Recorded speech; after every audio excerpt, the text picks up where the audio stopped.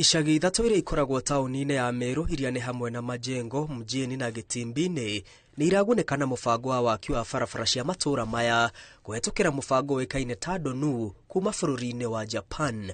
Barabara cia kilomita 26 igũthondekwo kũhetũkĩra mũtaratara ũyũ ũrĩa ũkũhũthĩra ciringi mirioni 316 kuma bengi ya thĩ.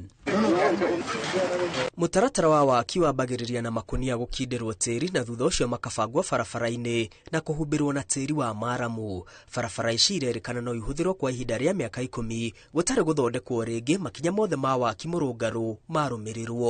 For this dono technology, actually it can last for more than 10 years.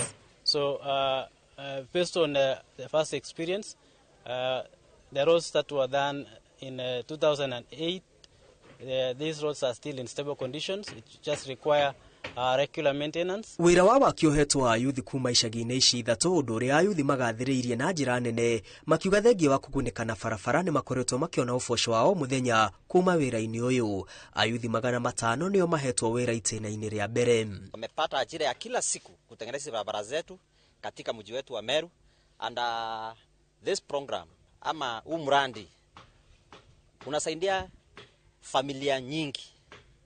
Hakuna familia ambayo imetoa vijana wawili.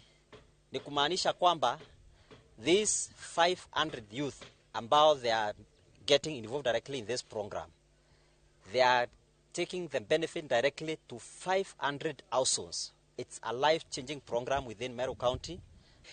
Imenisaidia kukidhi mahitaji mingi sababu hakukuwa na kazi. Na imenisaidia nimeweza kulipa rent, nimeweza kulipia watoto shule, na nashukuru sana kwa wenye walileta hii mradi. Imetusaidia sana hata kwa kulipia watoto wetu karo ya shule, na ndio maana tuko hapa tukimuomba atuongezee masiku ingine ndio iweze kutusaidia. Mũbango ũyũ ũrĩa ũkũhũthĩka kwa ihinda rĩa mĩaka 4 kaunti-inĩ ya Meru wĩrĩgĩrĩirwo kwarahũra barabara cia matũũra matiganĩte iria ikoretwo irĩ gĩtango kũrĩ aikari. Kinyesha kukanyanga yenyewe ilikuwa shinda, lakini for now tutaweza kutembea vizuri, hata gari sitaweza kutembelea hii barabara, pikipiki, na watu pia wamefaidika. Kwa kweli hao watu wamesaidia sana hii barabara.